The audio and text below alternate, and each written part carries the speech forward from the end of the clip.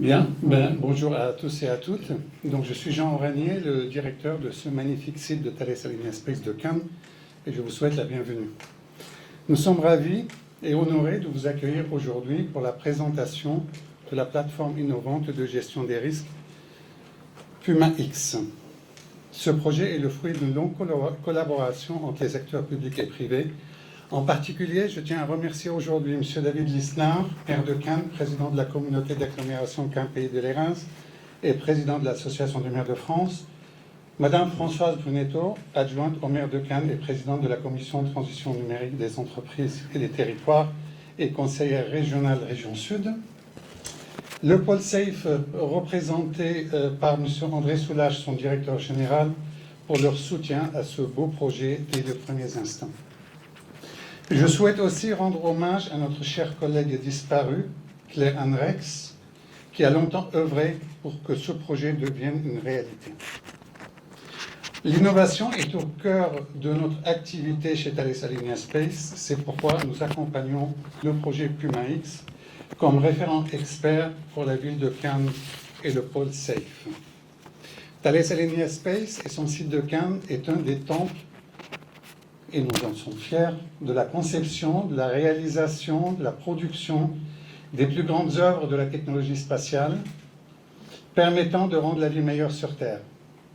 Nos œuvres permettent d'observer la Terre, d'étudier son environnement et son évolution, d'établir des prévisions météorologiques quasiment en temps réel, d'aider à la navigation, d'explorer les planètes et aussi permettre aux humains de communiquer et de se connecter même dans des zones isolées ou inaccessibles. Thales Alenia Space a bâti son expertise sur la gestion des risques au travers de nombreux projets avec le CNES, l'ESA, la Commission européenne, la sécurité civile et les collectivités territoriales, permettant ainsi de mieux comprendre le besoin des utilisateurs finaux pour développer des solutions satellitaires les mieux adaptées. Nous comptons sur PUMA-X pour améliorer notre système de gestion des risques naturels, industriels et sécuritaires. Nous avons donc décidé d'être un site expérimental pour ce projet en étroite collaboration avec le consortium et le site pilote de la ville de Cannes. Je vous remercie pour votre attention et je laisse la parole à Madame Françoise Brunetto qui va nous présenter la genèse et les enjeux de ce projet.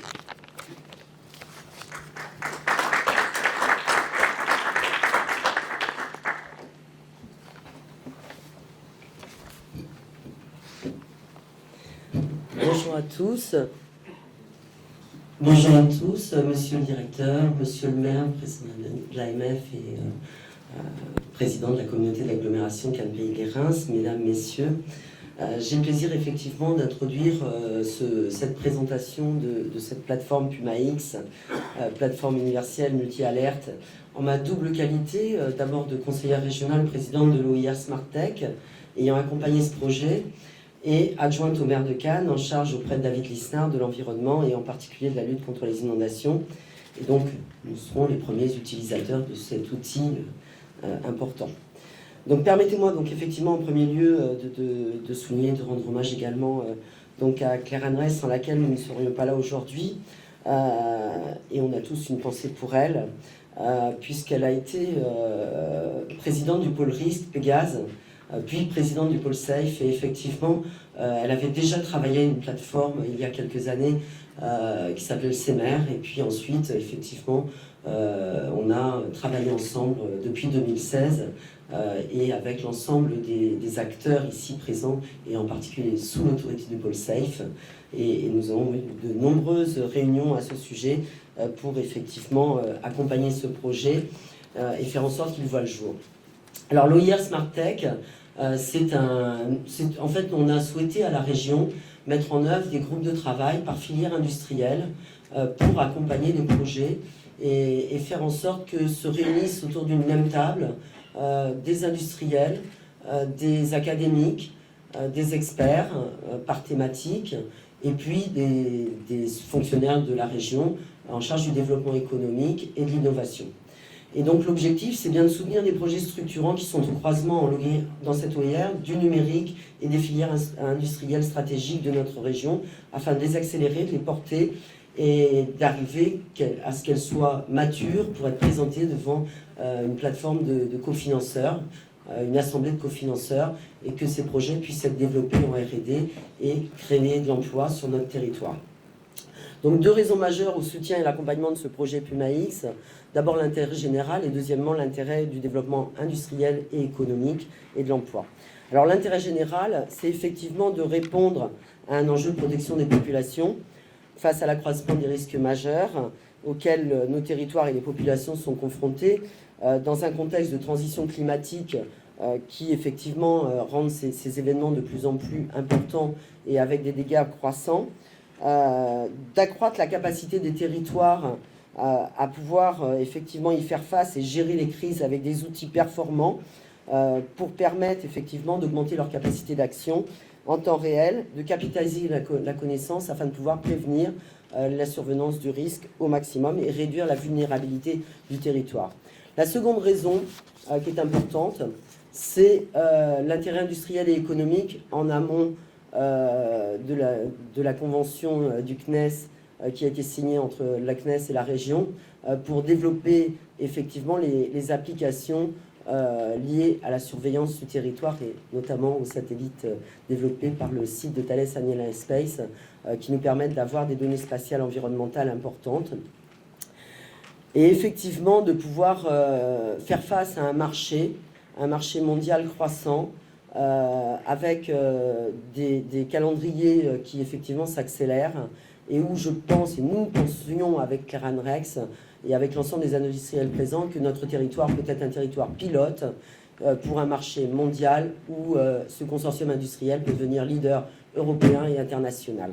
Donc pour toutes ces raisons, effectivement, on a accompagné les industriels pour qu'ils puissent développer des solutions à partir de l'intelligence artificielle, des data, des données spatiales et de la cartographie dans le cadre de la filière sécurité, risque, sûreté, défense et environnementale qui est représenté par le pôle SAFE et qui représente un consortium industriel beaucoup plus important puisque sur notre territoire, c'est plus de 400 entreprises qui effectivement sont dans cette filière stratégique. Et donc nous avons souhaité en particulier au cours de ces développements de plusieurs années ajouter aux risques majeurs environnementaux et climatiques les risques industriels, technologiques et le risque cyber qui effectivement est stratégique pour l'avenir également. Et donc dans ce projet, on a effectivement accompagné cette solution avec l'agence de développement Rising Sud, précédemment l'ARI, pour pouvoir accompagner le pôle SAFE dans les appels à manifestation d'intérêt. Et on a ensuite accompagné pour, le pôle et les industriels pour que ce dispositif soit présenté comme projet structurant pour la compétitivité dans le cadre du programme des investissements d'avenir. Et je remercie la présence de BPI ici aujourd'hui à nos côtés, puisque c'est donc un projet qui, dans sa phase R&D, est cofinancé entre l'État, BPI, la région et les régions, puisque nous ne sommes pas la seule région dans ce projet, puisque sur 6 entreprises, il y en a 2 qui relèvent de la région Occitanie. Le pôle SAFE travaille également pour la région Occitanie. Et effectivement, c'est un projet qui est cofinancé également avec la métropole Aix-Marseille, qui contribue également au financement. Donc sur un projet qui est évalué à 3,8 millions, c'est 1,9 million d'euros d'argent public, effectivement, qui permet d'accélérer et de permettre demain au territoire d'avoir des solutions innovantes et pour le bien-être des populations. Voilà, donc je vous remercie, parce que les personnes les plus importantes sont les industriels.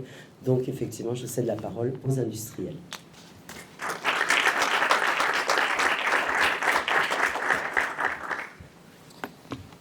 Bonjour à tous, merci Françoise. Je vais avoir la lourde tâche en quelques minutes de vous présenter la plateforme sur laquelle nous travaillons depuis maintenant 1 an et demi. En réalité, le travail a démarré bien avant, vous l'avez évoqué, par vous-même, par Claran, par Stéphane. En introduction, un slide rapide pour vous dresser le paysage qui est le nôtre, c'est que nous sommes très exposés au changement climatique, nous comme tout le reste de nos congénères. Vous avez dans l'environnement de Cannes, mais aussi nous avons en France un certain nombre de sites classés Seveso. Et enfin, nous rencontrons d'autres types de difficultés, d'autres types de problèmes, du type attentat ou risque sanitaire. Face à cet ensemble de risques, Nous avons dressé un constat additionnel qui est le fait que les collectivités territoriales ainsi que les acteurs industriels, donc on peut penser aux délégataires des services publics, que ce soit dans le domaine de l'eau, de l'électricité ou du gaz par exemple, ou les sociétés de sécurité, elles ne disposent pas d'outils adaptés à leur mission. Alors on vous dresse ici quelques exemples. Le premier exemple, c'est la capacité à rechercher et visualiser des informations disponibles. En général, je ne sais pas si vous êtes déjà allé dans des PC de gestion de crise, mais il y a une multitude d'outils, c'est pas à vous que je vais l'apprendre. On traite des données pour l'aide à la décision. Donc ça, ces traitements actuels sont relativement répartis. Il y a beaucoup de traitements humains et manuels. On visualise l'information de façon synthétique. On mobilise les ressources requises. Ça, c'est la suite du process, une fois qu'on a identifié la nature du problème. On alerte la population et on essaie de l'alerter simplement dans un périmètre qui est maîtrisé. Donc on essaie de ne pas alerter des gens inutilement. Et enfin, on essaie de traiter un dernier point dont on a vu qu'il peut avoir des impacts catastrophiques, y compris sur des hôpitaux, qui est celui de la lutte contre les cybermenaces. Donc aujourd'hui, on a trop de solutions. Vous avez trop de solutions, messieurs, mesdames, que ce soit de nouveau auprès des délégataires, des collectivités, des SDIS. Et ces solutions sont hétérogènes, elles sont lourdes, elles sont difficiles à déployer et difficiles à intégrer. Et on souhaite donc vous apporter notre solution Puma X, qui est une plateforme unique pour les acteurs de prévention et de gestion des risques. Alors, elle se veut intégrée et ouverte, facile à déployer, parce que accessible en mode SaaS, donc par Internet, ce qui est quand même un petit peu nouveau aujourd'hui auprès d'acteurs qui ont l'habitude d'avoir des systèmes d'information extrêmement refermés. Des référentiels de données uniques et partagés, donc être capable de pouvoir parler de même notion de données géographiques, de même référentiel géographique, pour ne citer que ça, de même référentiel horaire, de même référentiel de points sensibles, que ce soit des écoles, des hôpitaux ou tout autre type de risque. Des interfaces utilisateurs simples et adaptées. On n'est pas obligé d'avoir tous accès au même ensemble de données. Ayons plutôt accès à des données qui sont liées à mes responsabilités et pas aux responsabilités des autres. Une gestion sécurisée des données et dans le cloud, je vous l'ai cité au début, ce qui est quand même quelque chose de relativement nouveau. Des outils de communication fiables pour le partage et pour les alertes. Donc on a parmi nos partenaires CDSI Télécom en la personne de son président qui est ici présent. Et enfin, un modèle d'abonnement au service délivré. Donc on va travailler non pas à vous fournir, vous, collectivités territoriales et sociétés et entreprises spécialisées dans le risque, une grosse brique que vous allez devoir déployer dans votre système d'information, mais un outil qui sera disponible en ligne et que vous intégrerez avec l'ambition que vous souhaitez aux outils que vous avez à votre disposition aujourd'hui. Donc notre ambition, c'est interopérabilité, modularité. Vous n'êtes pas obligé d'acheter l'intégralité de la solution, vous pouvez vous contenter de certaines briques en fonction de vos besoins, malheureusement aussi parfois en fonction de vos budgets. Évolutive, nous on est aujourd'hui le stage one, comme on dit, la première étape vers d'autres étapes. Stéphane, tu dis oui de la tête, mais on souhaite après enrichir cette plateforme avec tout un tas d'autres données, comme des données géographiques temps réel, c'est-à-dire la possibilité de retracer la géographie de l'environnement qui vit une crise en temps réel, de sorte qu'on ne fasse pas déplacer des moyens dans des zones qui ne sont plus accessibles, donc on ne surrisque pas des vies humaines et qu'on améliore la qualité des interventions, de la résilience et de la réplicabilité, qui est le secret même de l'industrialisation, c'est-à-dire investir dans des outils qu'on va être capable de réutiliser dans tout un tas d'environnements. Les partenaires et le socle de la solution, très brièvement, on a une supervision ou hypervision qui est proposée par un acteur de la région qui s'appelle Prism. Hypervision, je ne sais pas si c'est des termes qui vous sont connus. L'hypervision, c'est la capacité d'intégrer des données de pilotage issues de systèmes hétérogènes. Donc vous avez des capteurs, des appels téléphoniques, par exemple, ou tout autre type de données, ou de la géolocalisation de moyens d'intervention. Vous avez l'IMREN qui travaille avec nous au traitement d'images, au traitement de vidéos. Donc c'est le traitement de données qui sont non structurées. Vous avez un autre expert en dehors de Prism qui est Jaguar, qui lui est spécialisé et bien connu en France, qui commence à l'être en dehors de la France sur ce qu'on appelle la main courante, donc la traçabilité de l'évolution d'un événement et des moyens mis en œuvre. Vous avez C2I que je ne renommerai pas, qui est bien connu en France, un des acteurs leaders de la gestion de communication d'alerte. Vous avez IGO, qui est un acteur aussi de régional, spécialisé dans la cartographie 3D, ce qu'on appelle les modèles numériques de territoire, on y viendra juste après. Et Predict, qui est là cette fois-ci connu de tous, enfin en tout cas de la plupart d'entre vous, qui est spécialisé dans la gestion des cartes de vigilance et dans les PCS, plans communaux de sauvegarde. Ne vous inquiétez pas, on est à l'un des derniers slides. Les innovations clés sur lesquelles on travaille aujourd'hui sont les suivantes. Donc si on commence par la ligne du bas, c'est le portage de la solution dans le cloud, qui est de nouveau un sujet qui est clé, c'est-à-dire qu'on peut proposer aujourd'hui via le cloud et via Internet des solutions qui sont au niveau de vos attentes. La preuve, c'est qu'on le fait. Enfin, je le fais moi personnellement comme tout le monde, mais dans des sociétés qui s'appellent Engie, Suez, ou dans des cabinets d'avocats qui s'appellent Francis Lefebvre ou Fidal. Donc, ces gens-là accèdent et on stocke des données de leurs clients sur le cloud. C'est faisable à des niveaux de sécurité qu'ils considèrent comme suffisants. Un traitement temps réel des données structurées et non structurées pour l'aide à la décision. Donc c'est quoi? C'est le fait, comme je vous le disais tout à l'heure, d'être capable, dans un même environnement, de remonter des données qui sont connues, qui sont maîtrisées. Je vous évoquais les données géographiques, il peut y avoir des listes d'intervenants, il peut y avoir tout un tas de listes qu'on maîtrise et qui sont clairement identifiées,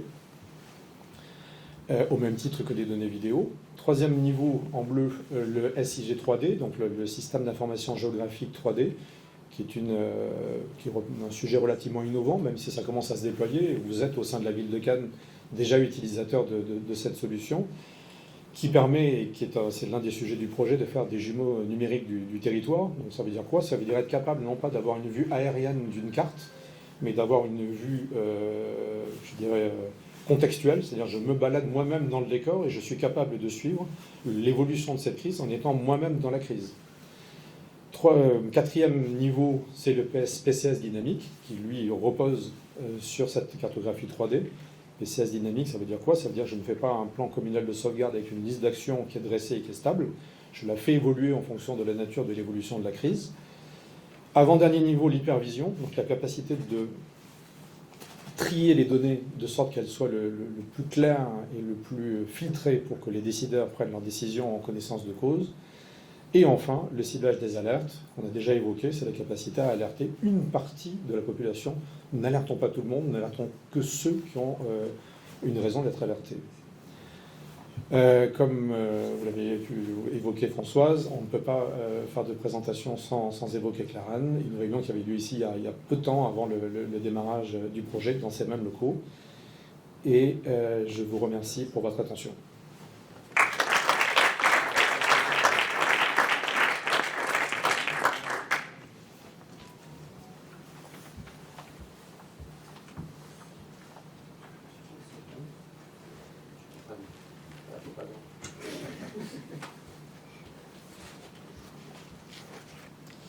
Merci beaucoup, et très très heureux évidemment de marquer le lancement de cette plateforme universelle multi-alerte, d'où l'acronyme PUMA.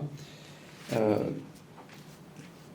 veux vraiment féliciter, je le dirai en conclusion, mais commencer par cela, bien sûr Thales Alenia Space et toute l'arborescence d'investisseurs, technologiques, privés, publics, qui permet aujourd'hui de proposer cette solution innovante, concrète, pertinente, face aux risques majeurs.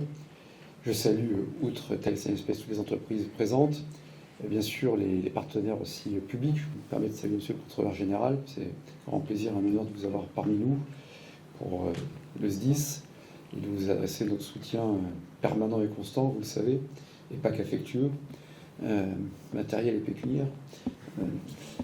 Important ici, très important, plus important de France par rapport au nombre d'habitants, un peu malgré nous, mais enfin, au moins on sait que la maison est tenue. Saluer bien sûr les équipes de BPI qui accompagnent ce projet et qui sur tout le territoire permettent de faire foisonner les initiatives et de respecter les principes de la parabole du semeur, dans le respect de la laïcité aussi, et bien sûr les équipes de la communauté d'agglomération de Cannes-les-Reims, de la ville de Cannes et à travers Françoise, de la région et de tous nos partenaires. La politique, étymologiquement c'est la chose publique, mais en fait c'est très concrètement la protection du groupe. Ça a été inventé pour ça. D'un point de vue philosophique, c'est Hobbes, l'homme est un loup pour l'homme, donc il y a des dangers humains. Et puis l'homme est une espèce tellement fragile qu'elle a toujours été obligée, par l'intelligence, de maîtriser son environnement. C'est un sujet d'ailleurs majeur aujourd'hui qui n'est pas que, là aussi que philosophique, qui renvoie à notre rapport à la planète. Donc c'est une caractéristique de l'espèce humaine que de faire de la politique, c'est-à-dire d'essayer de se protéger, de se projeter. Nous sommes la seule espèce qui fait des ruptures intellectuelle et qui se projette et qui est capable de consentir des coûts immédiats en vue de satisfaction future supplémentaire. Ça s'appelle la projection, ça s'appelle l'investissement. Cette démarche-là, elle est au cœur de cette réalité. Et c'est pour ça qu'elle est aussi importante. Et quand j'ai eu la charge d'être maire de Cannes, élu donc fin mars, début avril 2014, parmi les toutes premières décisions prises, c'était les premières décisions, premier conseil municipal, Françoise s'en souvient puisqu'elle m'accompagne depuis maintenant un certain nombre d'années, tout ça ne nous rajeunit pas. J'avais créé une délégation au risque majeur. C'était en avril 2014. J'avais confié cette délégation à Claire Henrichs, qui avait accepté de rejoindre mon équipe. Et évidemment, vous l'avez fait tous, mais je tiens à le faire, nous devons avoir une pensée reconnaissante, au-delà de l'affection que nous lui portions pour Claire Henrichs, puisqu'elle était finalement au cœur de cette problématique par son activité professionnelle ici à Thales et à Alenia Space, en ayant été à l'initiative, ou en ayant accompagné les initiatives, notamment sur la création de ce qui deviendra le pôle SAFE, mais aussi à la ville de Cannes, puisqu'elle avait, entre autres, la responsabilité des risques majeurs. Et malheureusement, les faits nous ont vite donné raison, puisque le 3 octobre 2015, avec cet événement climatique qui reste comme l'un des 3 plus intenses en moins de 2 heures de l'histoire du pays, outre-mer comprise. On a eu malheureusement d'autres catastrophes dans le département, notamment dans les vallées de la Vésubie et de la Roya, et un peu de la Tinée, mais c'était sur 24 heures. Là, sur moins de 2 heures, il faut le vivre pour comprendre ce que c'est. Ça dépasse tout l'entendement. Et la ville de Cannes, pourquoi j'avais créé cette délégation municipale, qui à l'époque était innovante, qu'il le reste trop d'ailleurs aujourd'hui malheureusement, alors avant le 3 octobre 2015, parce que tout simplement, nous savons que notre ville est exposée à tous les risques majeurs, hormis le risque volcanique et le risque avalanche.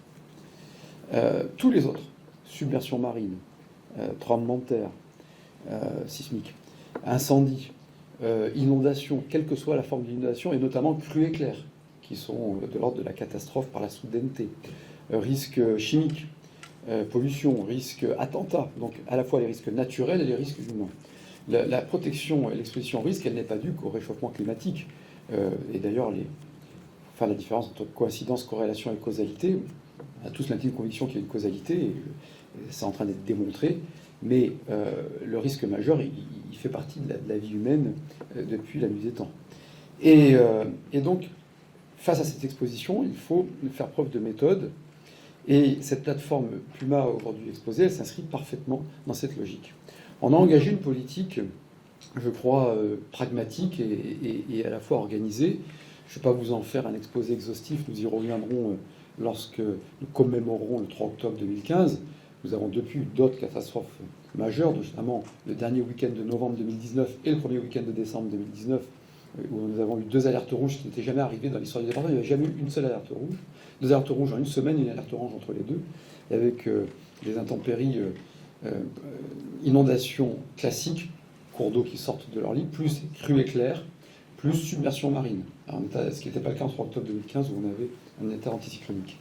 Et j'appuie sur les boutons, je m'appuie dessus, je ne sais pas ce que ça fait à l'écran. Je ne vais pas mettre les photos de vacances d'un d'entre vous. Et donc, il est vrai que grâce aux enseignements tirés en 2015, en 2019, alors qu'il y a eu plus de morts dans le Var, on a eu 0 mort dans notre pays, dans notre agglomération, là où il y avait eu 20 morts. Alors, c'est peut-être de la chance, c'est peut-être du hasard, mais je crois que c'est aussi de la préparation et de l'anticipation.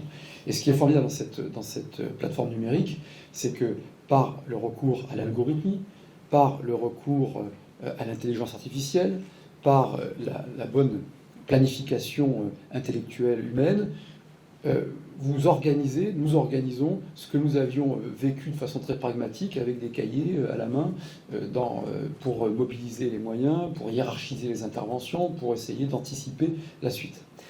Donc, cette action, elle s'est traduite, je vous ai dit que je n'en ferai pas l'exhaustivité, mais par la mise en place de 3 PAPI, hein, non pas de vieux qu'on va mettre, on a aussi des PAPI trafic, ça c'est autre chose, mais PAPI, donc c'est un acronyme de plan d'aménagement de prévention au risque inondation, avec 145 millions d'euros d'investissement, donc par une politique d'aménagement qui, par l'organisation de l'espace naturel et urbain, permet, lorsque le risque survient, d'en diminuer l'impact. Il y aura d'autres inondations, il y aura d'autres éléments tragiques, il faut le savoir. Moi, je les redoute. Je nage en mer très tôt. J'y suis allé ce matin à 7 heures. L'eau est très chaude encore, l'eau de mer. Donc, il y a des contrastes qui sont des éléments catalyseurs qui risquent de provoquer des orages, etc. Donc, des aménagements. L'aménagement urbain, l'aménagement du territoire. Je mets toujours territoire au singulier. Je sais que c'est pas la mode, mais je trouve ça bien plus cohérent.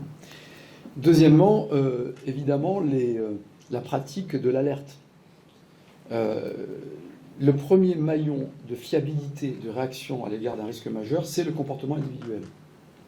C'est ce qu'on avait souvent oublié en France. On a d'excellents services de sécurité civile qui sont, je pense, parmi les meilleurs au monde, pour ne pas dire les meilleurs au monde, dont le vôtre, monsieur le colonel. Mais j'ai appris ça notamment au Japon, où je suis allé à plusieurs reprises.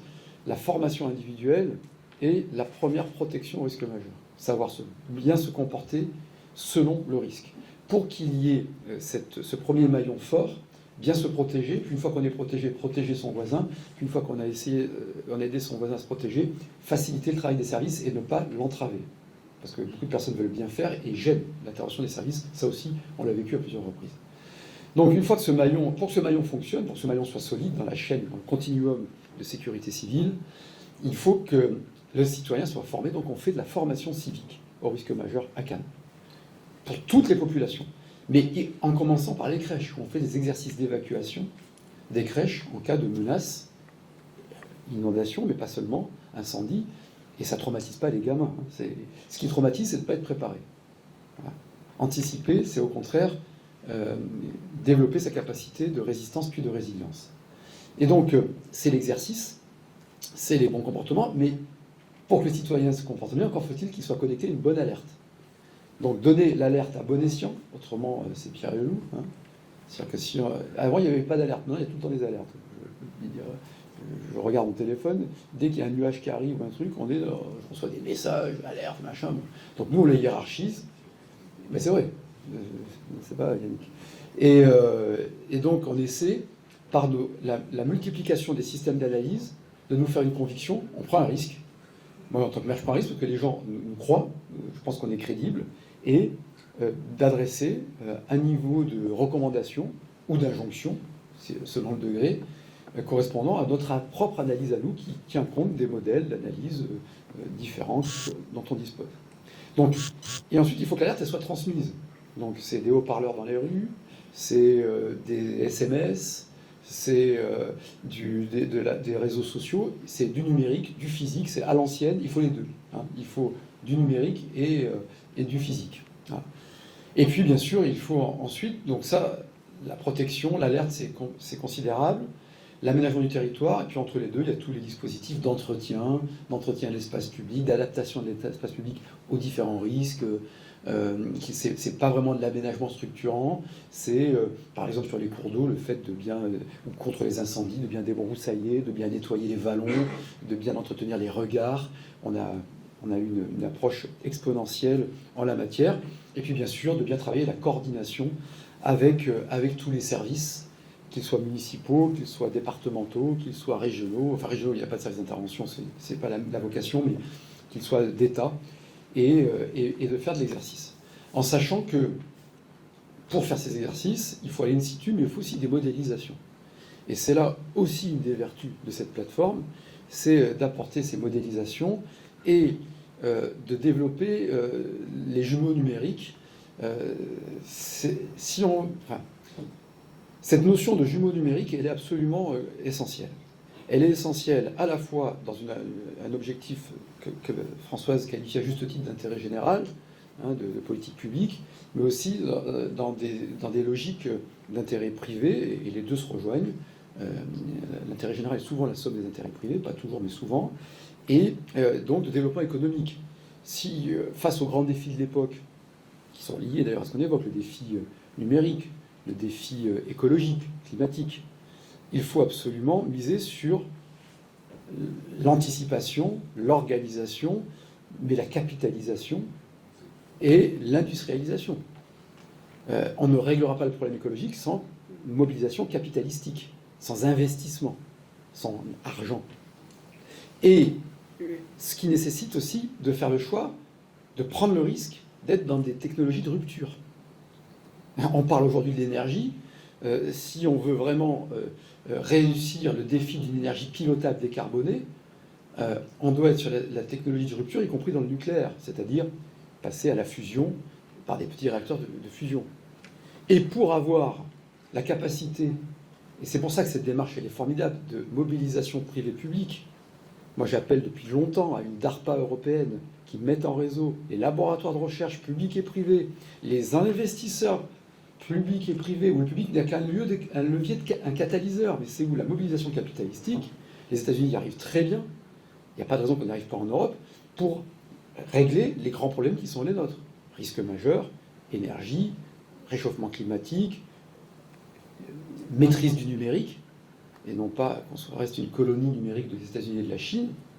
Et donc, face à cela, il faut absolument cette mobilisation croisée, cette fertilisation croisée, privé-public, en s'arrachant que seul le privé aura les moyens capitalistiques. Le public, c'est un effet de levier, d'où la pertinence du travail de la BPI. Et à ce titre, on est vraiment dans cette logique-là, public-privé et capitalistique. François a eu raison de dire, on espère ici être au départ d'une démarche qui pourrait être une démarche leader à l'échelle française, européenne et mondiale. C'est pas délirant de dire ça, c'est pas emphatique, c'est pas prétentieux, c'est une réalité, par vos technologies, par vos prises de risques, et donc il faut des technologies de rupture. Et pour qu'il y ait des technologies de rupture, il faut faire des jumeaux numériques, pour tester, pour expérimenter. Là aussi, on est dans la parabole du semeur. Hein. Et c'est vraiment très très important. Donc cette plateforme Puma, c'est pas rien, quoi. Je le dis de façon très triviale. Ça révèle toute cette approche de conscience, d'abord de conscience de notre fragilité humaine. Pourquoi il y a des gens qui... Pourquoi il y a de la politique? Ça fait bizarre de dire ça, mais on oublie de dire... Les gens, ils n'aiment plus la politique parce qu'on leur dit pas à quoi ça sert. C'est une évidence, quoi. Alors, c'est sûr qu'il y a une crise civique. Hein. Si la politique, c'est simplement des petites phrases et des effets d'annonce selon les émotions du moment, il faut montrer que, voilà, méthodiquement, depuis 2014, on a construit quelque chose en partant du local, avec la subsidiarité, en mettant des moyens régionaux, avec des industriels, avec des leaders, avec des émergents. C'est ça qui est formidable, en tenant compte de nos expériences, en les intégrant dans des modélisations, en sachant que la réalité ne sera jamais comme la modélisation, jamais. Mais qu'on gérera beaucoup mieux la réalité si on a modélisé des scénarios et qu'on s'est entraîné sur ces scénarios. Moi, depuis le 3 octobre 2015, j'ai une obsession. Il n'y a pas une journée où je ne pense pas au 3 octobre 2015. Pas une journée. Je peux même dire, je ne dirais pas une heure, mais pas une demi-journée, où je ne pense pas dans mon exercice de maire à cet événement dont il faut sortir plus fort. Donc, je suis très très heureux. Je remercie évidemment Claire Andrex à titre posthume, c'est dans la formule un peu bête. Mais je pense à elle, nous pensons à elle. Je vous remercie, vous, de votre mobilisation. Saluer tout ce qui a été fait aujourd'hui. Dire qu'on est très très fiers et très heureux d'être la première localité, la première commune, la première agglomération, puisqu'on est à l'échelle de l'agglomération désormais, à utiliser ce dispositif, à l'expérimenter. Vous dire qu'il faut évidemment que l'on continue à travailler dans cet esprit-là, qu'on continue d'investir, de prendre des risques, d'innover, de tenter, d'expérimenter, d'ajuster, de corriger, d'arrêter, de repartir. C'est ce qui fait la vie. C'est pour ça qu'il faut réhabiliter la notion de risque et supprimer le principe de précaution dans la Constitution et le remplacer par un principe de responsabilité qui serait bien plus opérationnel et beaucoup moins sclérosant pour les industriels notamment, qu'il faut mobiliser de l'argent. Voilà. Il faut de l'argent, il faut du capitalisme. C'est des trucs qu'on n'ose plus dire, parce que c'est la seule façon de régler les problèmes. On ne réglera pas le problème énergétique, et on ne se protégera pas en revenant à la binette. Alors c'est sympa, on aime tout ça. Alors on a nos légumes bio, on cultive tous chez moi. Moi, j'ai un petit balcon, on cultive des tomates, très bien. Mais c'est pas ce qui va régler le problème de l'alimentation de la planète et de la lutte contre le réchauffement climatique. Ce sera des mobilisations de moyens colossaux, et donc de capitaux, d'argent. Et à nous, aux politiques, de dire voilà ce qu'on a le droit de faire, voilà ce qu'on n'a pas le droit de faire, voilà les objectifs, voilà le prix de la transgression carbonée, ça doit coûter très cher, et voilà l'incitation à la vertu décarbonée. Et ça doit rapporter à ceux qui prennent des risques, et qui doivent gagner de l'argent avec, ce que certains appellent les surprofits, qui permettent d'investir et de régler les problèmes de l'humanité. Donc je voulais vraiment vous remercier et vous féliciter. Merci Jean Ragnier de cet accueil, et au-delà des succès de Thales et Space, on essaie de les accompagner, on essaie d'alerter quand il y a des soucis qui nous reviennent, mais qu'est-ce qu'on est fiers et heureux d'avoir une telle entreprise ici à Cannes, plus grand industriel du département. C'est formidable, on a un village de pêcheurs sur le bord de la mer, non, mais une ville pauvre, Cannes. Et bien on a Thales et Space, voilà. C'est le plus grand employeur privé des Alpes-Maritimes, il est ici. Quelle fierté, alors qu'il y a d'autres grands bassins d'emploi et grands bassins de vie. Et puis quelle fierté de voir récemment le grand quotidien du matin local a consacré, payant donc ce matin, a consacré 4 pages, je ne sais plus, 4 pages je crois, qui était et ben, voilà, on n'y est pas pour grand chose, on est fiers de voir ça, on est un peu, parce qu'on vous a accompagné, y compris avec un bail amphithéotique, la ville a fait des sacrifices fonciers très importants dans ce secteur, où la valeur du foncier n'est pas une moindre chose, mais on est très très heureux de vous accompagner, puis au-delà de vous accompagner dans une action de sensibilisation des pouvoirs publics, français et étrangers, lorsqu'il le faut, pour accompagner le choix de Thales et Space. Saluer bien sûr Françoise Brunto, qui, parfois contre vents et marées, mais avec la foi du charbonnier, décarboné, oxymore. Voilà, où qu'elle soit, elle fonce et elle nous fait avancer, et je veux la remercier une fois de plus publiquement et dire le travail formidable à la région. Elle fait l'unanimité, notamment dans le milieu des startups, des entreprises, sur sa proactivité et son appétence pour ces questions-là qu'il faut maîtriser techniquement. Il ne suffit pas d'avoir de l'énergie, il faut avoir de la compétence. Elle a les deux. Remercier bien sûr donc Philippe Jonot pour citer l'ECOM, j'espère que je prononce bien. C2I on dit CII Télécom. Donc C2I Télécom et Pierre Salmona, donc pour JP,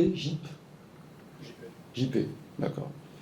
Et puis bien sûr vous tous pour votre présentation, et vous dire que j'espère tout simplement qu'avec ce dispositif-là, tout en étant, il faut être ni mensonger, c'est-à-dire qu'il y aura d'autres catastrophes, il y aura d'autres douleurs, ni fataliste. Face à ces catastrophes, on peut limiter les douleurs, limiter les impacts, limiter les dégradations. Et c'est grâce à ce travail très très pertinent qui relie l'homme et le numérique de façon vertueuse que l'on arrivera à avancer. Voilà, bravo à Puma. Merci.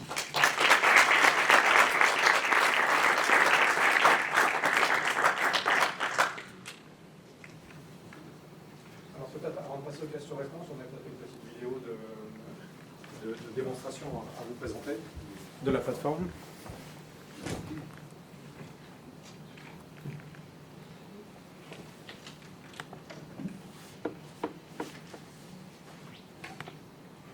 Puma X regroupe des outils de main courante d'alerte à la population, de prévision de risques météo, ainsi qu'une cartographie 3D temps réel. Une fois connecté à Puma X, l'opérateur accède aux différents outils sans avoir à s'identifier. Cet accès se fait via les boutons se trouvant dans le bandeau horizontal en haut de l'interface. La cartographie 3D est une synthèse dynamique temps réel de l'évolution de la situation. Elle affiche les éléments nécessaires à la gestion de la situation. Ces éléments sont répertoriés sous forme de couches. Chaque couche peut être affichée ou masquée selon les besoins. Le niveau d'alerte en haut à droite du bandeau horizontal est mis à jour selon l'outil Wikipredict et correspond au niveau de sauvegarde recommandé. Les événements de la main courante apparaissent dynamiquement sur l'interface de Puma X, à la fois sous forme de vignettes dans le volet vertical gauche et également graphiquement sur la cartographie 3D. Tout comme les couches de la cartographie, les événements peuvent être masqués graphiquement sur la carte 3D. Des raccourcis de création d'un nouvel événement de main courante ainsi que des téléalertes à la population sont également disponibles depuis le menu vertical. Tous les événements, qu'ils soient générés depuis l'interface de Puma X ou de l'interface de chacun des outils de la plateforme, seront enregistrés dans le système de main courante. Ceci assure une fédération de tous les événements liés à la situation. Le passage en mode crise est effectué manuellement et requiert une validation. Lorsque le mode crise est déclenché, un chronomètre démarre indiquant depuis combien de temps la crise est en cours. Lorsqu'un nouvel événement de main courante est créé depuis l'interface de l'outil main courante ou depuis l'interface de PumaX, celui-ci s'affiche dynamiquement à la fois dans le volet vertical gauche, dans la liste des événements ouverts et également graphiquement sur la carte 3D. Un clic gauche sur la vignette depuis la liste des événements ouverts permet d'ouvrir automatiquement l'événement dans l'outil de main courante afin d'accéder aux détails de celui-ci. L'utilisation de fenêtres flottantes pour le détail des événements permet de travailler sur plusieurs écrans. Il est possible de visualiser rapidement les caméras proches de l'événement. Il suffit pour cela d'afficher la couche des caméras, puis de cliquer sur le symbole de celle-ci depuis la carte 3D. Une vignette de la caméra en live s'affiche. Pour accéder au playback de la caméra, il est possible d'utiliser la barre de temps affichée en bas de la fenêtre. Vous pouvez ouvrir plusieurs fenêtres de caméra sur l'écran. Tout comme les événements de main courante, les alertes à la population sous forme de campagne téléphonique ou SMS seront affichées dans PumaX. Ainsi, vous pourrez suivre leur évolution en temps réel. Les alertes sont soit initiées depuis l'interface PumaX, soit depuis l'outil d'alerte à la population. Lorsqu'une nouvelle campagne d'alerte à la population est initiée, celle-ci s'affiche à la fois dans le volet vertical gauche de la liste des téléalertes en cours et sur la carte 3D. Un clic gauche sur la vignette depuis la liste des téléalertes en cours permet d'accéder aux détails de la campagne depuis l'interface de l'outil de téléalerte. Les interfaces de chaque outil sont accessibles depuis le menu horizontal en haut de l'interface. Si vous souhaitez accéder à la main courante, l'interface de celle-ci sera disponible directement dans la plateforme PumaX. Vous retrouvez ainsi toutes les fonctionnalités de celle-ci sans avoir à vous identifier de nouveau. Il en est de même pour l'outil de téléalerte. Et également pour l'outil de prévision des risques.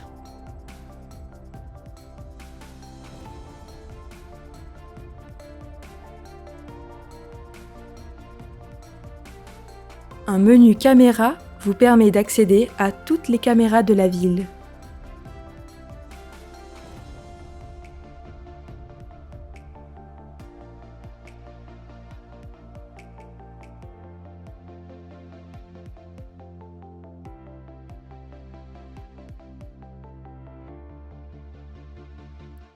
Merci de votre attention et à bientôt.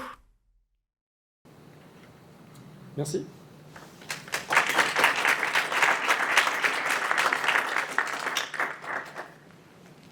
Je ne sais pas si vous avez des questions.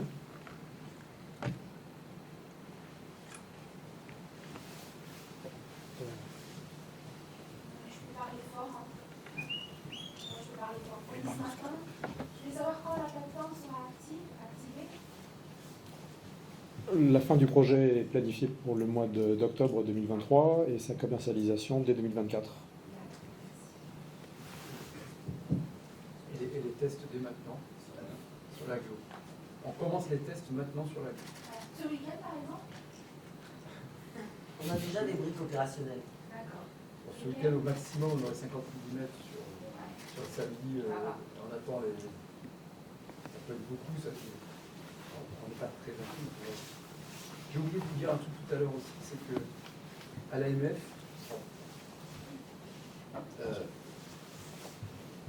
donc, que j'ai la charge et la chance de présider depuis novembre dernier, c'est 10 mois, on a créé au début de l'été, enfin du printemps de l'été, un groupe de travail sur les risques majeurs. Donc qui est co-présidé par le maire de Trelles, c'est pour votre droit, c'est pas du tout de la politique.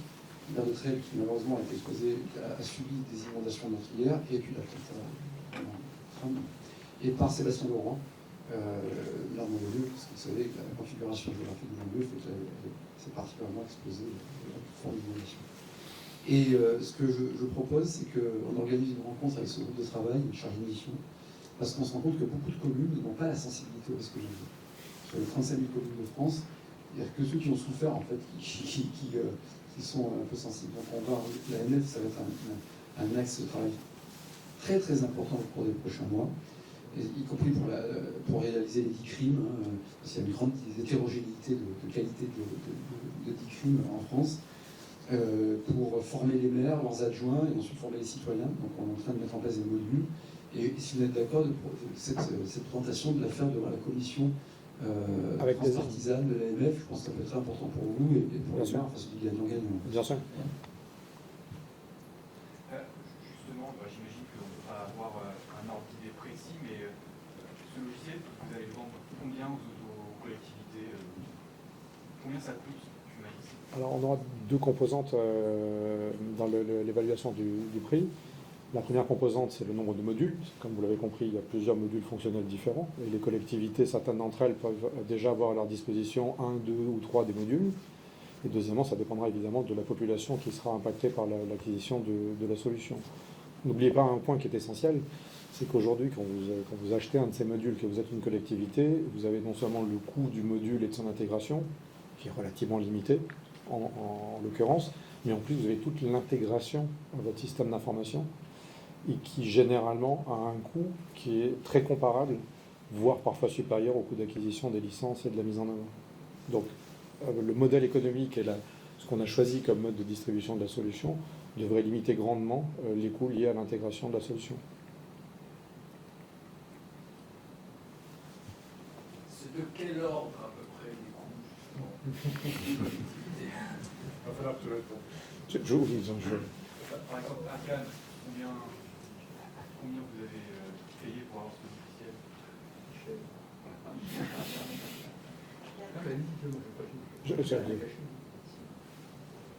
Là aujourd'hui, dans le cadre du projet, donc on est financé par l'État et les collectivités territoriales, donc aujourd'hui il n'y a pas de coût lié à l'utilisation de la plateforme Puma, très clairement. Donc comme je vous le précisais, c'est au début de 2024 que la plateforme sera disponible à la vente. Laissez-nous encore un peu de temps pour peaufiner ces éléments-là. Et en fait, l'agglomération et Cannes ne facture pas le fait d'expérimenter au consortium. Pour préciser un peu, je ne facture pas la marque. Peut-être juste, monsieur le maire, juste en précisant, puisqu'on est territoire d'expérimentation, parce qu'en fait, on a déjà des briques que vous aviez anticipées. Oui, je n'ai pas dit tout à l'heure. Voilà, donc en fait, nous, on a déjà le système d'alerte, on est déjà en fait avec ces deux EI. Donc la facturation, c'est quand on envoie des alertes. Donc en fait, on a un fixe qui est relativement faible. Et quand on envoie des alertes, donc en 2019, on a envoyé beaucoup. Donc en fait, c'est au nombre de campagnes d'alerte qu'on fait. Donc c'est pas un prix fixe, c'est vraiment un besoin. On a également la cartographie 3D, donc c'est déjà en fait un module qu'on a. On a ensuite la main courante. Donc en fait aujourd'hui, on est territoire d'expérimentation en tant qu'intégrateur de toutes ces données-là. Et donc du coup, c'est pas une facturation à la collectivité, c'est un droit d'usage. Et c'est en cas de mobilisation qu'en fait, mais aujourd'hui, en fait, ça ne pourra pas vous donner un coût pour Cannes parce qu'on a déjà au moins 4 briques de ce qui vous a été présenté aujourd'hui. Alors, pour préciser ce que disait Pierre aussi, quand il parlait de coût d'intégration dans SI, comme là on envoie de ASP hébergé, enfin, quand il y aura un coût d'abonnement et de licence annuelle, donc un coût d'hébergement, et qui sera calculé en fonction des tranches de nombre d'habitants, de taille de commune, peut-être des versions juniors. Donc la partie tarification est en cours d'élaboration aujourd'hui pour pouvoir couvrir un maximum de collectivités locales et apporter un prix et un service en relation avec la taille de la commune.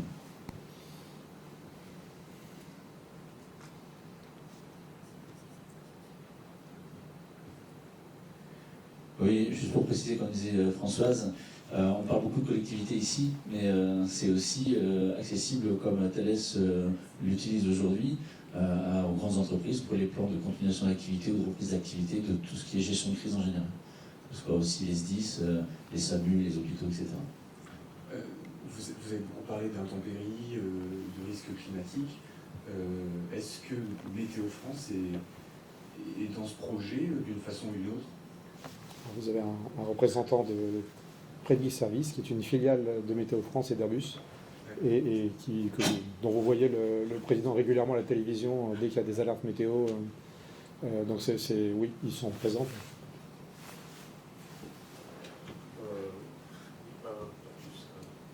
Donc oui, on est filiale de Météo France, Airbus et de la société BRM. Participant du consortium à ce titre pour l'alerte et l'accompagnement en gestion de crise en temps réel, puisqu'on travaille H24 et 7 jours sur 7 pour accompagner notamment la ville de Cannes pour la gestion des risques hydrométéorologiques.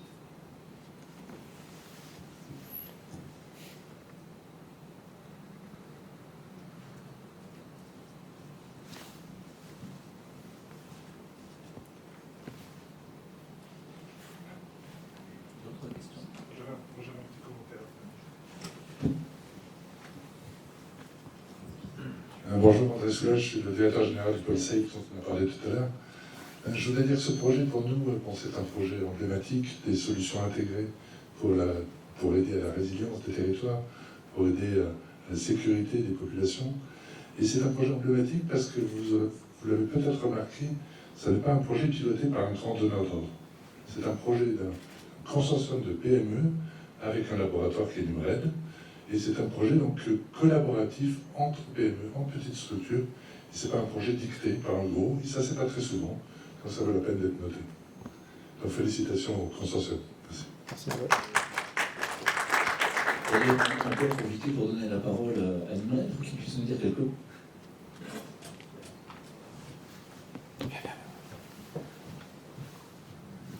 Je pense que dans le cadre de ce projet-là, c'est important de parler d'interopérabilité de données. Aujourd'hui, on parle d'intégration et c'est très facile à dire, mais pour intégrer ça c'est pas un travail d'un jour. Il y a même des standards de données qui n'existent pas et qu'on travaille aujourd'hui avec les agences européennes exactement pour travailler ces standards et proposer à l'Europe les standards de données sur les risques. Ça, c'est important. La deuxième chose, c'est intégrer en labo, à l'université, dans un consortium. On ne fait pas que la recherche là-bas, on fait partie du consortium, on travaille aussi sur la partie commercialisation, business model, et de façon pour intégrer les grandes villes et les petites villes. Et pour l'information, comme la ville n'est pas forcément, comme le maire David Dinard l'a bien précisé, on travaille aussi pour former les maires, pour poser des questions. On travaille aussi avec les Nations Unies sur des projets, des thématiques, sur les Single Life Framework, exactement pour proposer aux maires ça, des outils gratuits pour prendre connaissance de cette risque. Et ce n'est pas que les risques naturels, mais aussi les risques techniques, cybersécurité. Il y a d'autres risques là qu'on fait face aujourd'hui.